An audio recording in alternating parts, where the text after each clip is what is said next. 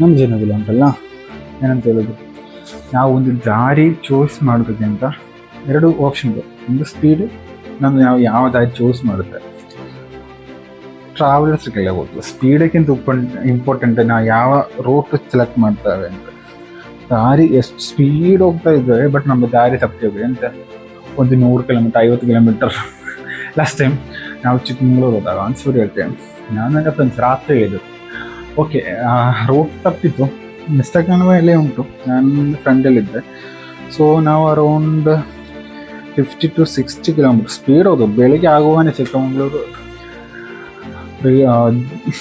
ಇದನ್ನು ದಾಟಿ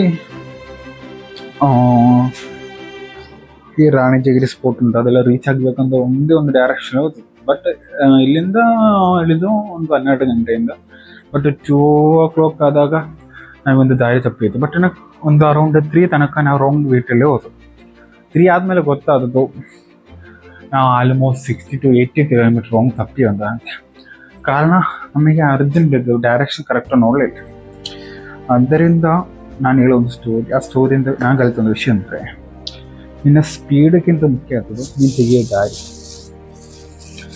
ನಾವು ತಲೆ ಸ್ಪೀಡ್ ಮಾಡಿದ್ರೆ ನಾವು ಸ್ವಲ್ಪ ಸ್ಲೋ ಮಾಡಿದರೆ, ಮೆಲ್ಲ ಬರ್ತಾ ಇದ್ದರೆ ನಮಗೆ ಅಷ್ಟು ಟೈಮ್ ಲಾಭ ಆಗ್ತಿತ್ತು, ಅಷ್ಟು ಪೆಟ್ರೋಲನ್ನ ಲಾಭ ಆಗ್ತಿತ್ತು.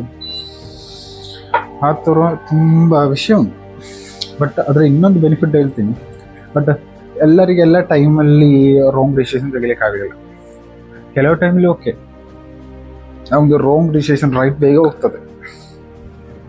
ಇಲ್ಲಿಂದ ನಮಗೆ ಉಪಕಾರ ಸಹ ಆಯಿತು ಅದನ್ನ ಹೇಳ್ತೀನಿ. ಏನಂದರೆ ಆ ದಾರಿಯಲ್ಲಿ ಹೋದಾಗ ಅವರ ತುಂಬ ವ್ಯೂ ಸಿಕ್ಕಿತ್ತು, ತುಂಬ ಪ್ಲೇಸ್ ನೋಡಲಿಕ್ಕೆ ಸಿಕ್ಕಿತ್ತು. ಅದು ಡಿಫ್ರೆಂಟ್ ಒಂದು ಅನುಭವನೇ ಲೈಫಲ್ಲಿ ಆಯಿತು. ಬಟ್ ಅಲ್ಲಿ ನಮಗೆ ಟೈಮ್ ಇತ್ತು, ಅದ ಕಾರಣ ಪರವಾಗಿಲ್ಲ. ಬಟ್ ಅದು ಹಣ ನಷ್ಟ ಆಯಿತು, ಬಟ್ ಅದು ಅಷ್ಟು ಇರಲಿಲ್ಲ, ಬಟ್ ಅಡ್ಜಸ್ಟ್ ಮಾಡ್ಬೋದಿತ್ತು. ಬಟ್ ಅದೇ ರೀತಿ ಅಲ್ಲ ನಮ್ಮ ಲೈಫಲ್ಲಿ ಎಲ್ಲ ಸಿಚುವೇಶನ್ಗೆ. ಒಂದು ಕೆರಿಯರ್ ಚೂಸ್ ಮಾಡುವಾಗ ನಾವಲ್ಲಿ ಕರೆಕ್ಟಾಗಿ ಒಂದು ಡೈರೆಕ್ಷನ್ ಹೋಗಲಿಲ್ಲ ಅಂದರೆ, ಈಗ ಇಲ್ಲಿ ಚಿಕ್ಕ ಒಂದು ಸ್ಮಾಲ್ ಅಮೌಂಟ್ 1000 rupees ಅಂತ ಹೇಳ್ತಾರೆ. 1000 ಎಲ್ಲರಿಗೂ ಚಿಕ್ಕ ಅಮೌಂಟ್ ಇರಲ್ಲ, ಅದು ನಾನು ಹೇಳೋದು. ನನಗೆ ಸಹ ಒಂದು ದೊಡ್ಡ ಅಮೌಂಟ್, ಬಟ್ ಓಕೆ ನನಗೆ ಅಡ್ಜಸ್ಟಬಲ್ ಮಾಡ್ಬೋದು ಆ ಅಮೌಂಟ್. ಬಟ್ 1000 ಲಕ್ಷಗಟ್ಟಲೆ ರೂಪಾಯಿ ಎಲ್ಲ ಒಂದೊಂದು ಸ್ಟಡಿಗೆ ನಾವು ಇನ್ವೆಸ್ಟ್ ಮಾಡುವಾಗ ಅದು ಡಿಸಿಷನ್ ತಪ್ಪಾಯಿತು ಹೋಗಲಿ ಅಂತ ಹೇಳಿ ಬಿಡಲಿಕ್ಕೆ ಆಗಲ್ಲ. ಸೊ ಅದೇ ರೀತಿ ಜೀವನದಲ್ಲಿ ಒಂದು ದೊಡ್ಡ ಡಿಸಿಷನ್ ತೆಗೆಯುವಾಗ ಸ್ವಲ್ಪ ಟೈಮ್ ಹೋದರೂ ಪರವಾಗಿಲ್ಲ. ನನ್ನ ಫ್ರೆಂಡ್ ಒಬ್ಬಳು ಇದ್ದರು, ಓಕೆ, ಅವಳೊಂದು ವಿಷಯ ಹೇಳಿದ್ರು, ಜರ್ಮನ್ ಲ್ಯಾಂಗ್ವೇಜ್ ನರ್ಸಿಂಗ್ ಲೈಫಲ್ಲಿ ಗೊತ್ತಿರು ಆಗಲಿ. ಅವಾಗ ಅರ್ಜೆಂಟಾಗಿ ಸುಮ್ಮನೆ ನೀನು ಏನಂತ ಹೇಳಿದ್ರು, ಅರ್ಜೆಂಟ್ ಮಾಡಿ ಒಂದು ಡಿಸಿಷನ್ ತೆಗಿಬೇಡ, ಅದು ರಾಂಗ್ ಆಗ್ತದೆ. ಮೆಲ್ಲ ಥಿಂಕ್ ಮಾಡಿ ಒಂದು ಡಿಸಿಷನ್ ತೆಗಿ, ಸ್ವಲ್ಪ ಟೈಮ್ ಹೋದ್ರೂ ಪರವಾಗಿಲ್ಲ. ಬಟ್ ನಾನು ಅಷ್ಟು ಫಸ್ಟ್ ಕೇರ್ ಮಾಡಲಿಲ್ಲ. ಬಟ್ ನಾವು ಜರ್ಮನ್ ತೆಗಿತಾ ಇದ್ರೆ ನನಗೆ ತುಂಬ ಲಾಸ್ ಆಗ್ತಿತ್ತು. ಮೇ ಬಿ ನಾನು ಅರೌಂಡ್ 1.5 lakh rupees ಹೋಗ್ತಾ ಇತ್ತು. ಅಂದರೆ ಅದು ನನಗೆ ಕೋರ್ಸ್ ನನ್ನಿಂದ ಆಗ್ತಾ ಇರಲಿಲ್ಲ, ಮೇ ಬಿ ಇರ್ಬೋದು. ಬಟ್ ನನಗೆ ಅದರ ಮೇಲೆ ಏನಂತಲ್ಲ, ದೇವರೇ ಎಲ್ಲರಿಗೂ ಒಂದು ಪ್ಲಾನ್ ಇರ್ತದಲ್ಲ. ಆಲ್ರೆಡಿ ನಮ್ಮ ಬುಕ್ ಬರೆದಿದೆ, but some pages are empty. But ಆ ಪೇಜ್ ನನಗೆ ಆಲ್ರೆಡಿ ಬರೆದಿತ್ತು, ನನಗೋಸ್ಕರ ಅಲ್ಲ, ನನ್ನ ಫ್ಯೂಚರ್ ಬೇರೆ ಇತ್ತಂತೆ. ಸೊ ಅವತ್ತು ನಾನು ಅದು ತೆಗಿತಾ ಇದ್ದರೆ ಏನಂತ ಹೇಳೋದು, ನನ್ನ ಲೈಫಲ್ಲಿ ಒಂದು ದೊಡ್ಡ ಡಿಸಿಷನ್ ರಾಂಗ್ ಆಗಿ ಲೈಫಲ್ಲಿ ಹಣ ವೇಸ್ಟ್ ಆಗ್ತಿದ್ದು, ಟೈಮ್ ವೇಸ್ಟ್ ಆಗ್ತಿತ್ತು. ಅಂದರೆ ಅಷ್ಟು ಹಣ ಲಾಸ್ ಮಾಡಿದ್ರೆ ನನಗೆ ಅಲ್ಲಿ ಏನಂತ ಹೇಳೋದು, ಇದು ಓಕೆ ಹೋಗ್ಲಿ ಅಂತ ಹೇಳಿಕ್ಕೆ ಆಗಲ್ಲ. ಸೊ ಅದರಿಂದ ನಾನು ಕಲಿತ ಒಂದು ವಿಷಯ ಅಂದರೆ, ಅಲ್ಲಿ ನಾನು ಅರ್ಜೆಂಟ್ ಮಾಡಲಿಲ್ಲ. ಅರೌಂಡ್ 8 months ಲಾಸ್ ಆಯಿತು. ಆ ವಿಷಯದಲ್ಲಿ ತುಂಬ ವಿಷಯ ಕಲಿತೆ. ಅದಕ್ಕಿಂತ ಲಾಭ ನಾನು ಆ ಡಿಸಿಷನ್ ತೆಗೆದಿದ್ದರೆ ಅದಕ್ಕಿಂತ ತುಂಬ ಲಾಸ್ ಆಗ್ತದೆ. ಸೊ ಲೈಫಲ್ಲಿ ಯಾವತ್ತಾದ್ರು ದೊಡ್ಡ ಡಿಸಿಷನ್ ಇನ್ನು ಲೈಫಲ್ಲಿ ತೆಗಿಯೋದು ಸ್ವಲ್ಪ ಹೊತ್ತು ವೇಟ್ ಮಾಡಿ ಡಿಸಿಷನ್ ತೆಗಿ.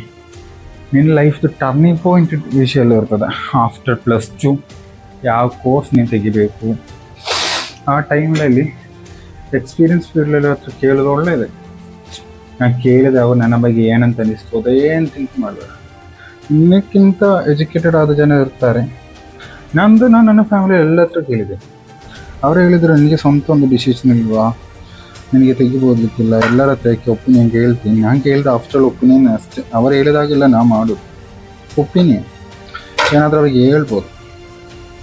ಅದೇ ರೀತಿ ನೀವು ಸಹ ಕೇಳ್ಬೋದು ಬೆಟ್ರ್ ಯಾವುದು, ಮೇ ಬಿ ಒಂದು ಬೆಟರ್ ಆಪ್ಷನ್ ನನಗೆ ಸಿಕ್ಕಿದ್ರೆ, ನನಗೆ ಗೊತ್ತಿಲ್ಲದ ಕೋರ್ಸ್ ಬಗ್ಗೆ ಯಾರಾದರೂ ಹೇಳಿಕೊಟ್ರೆ ಆ ಥರದ ಆಪ್ಷನ್ಸ್ ಸಹ ಉಂಟು.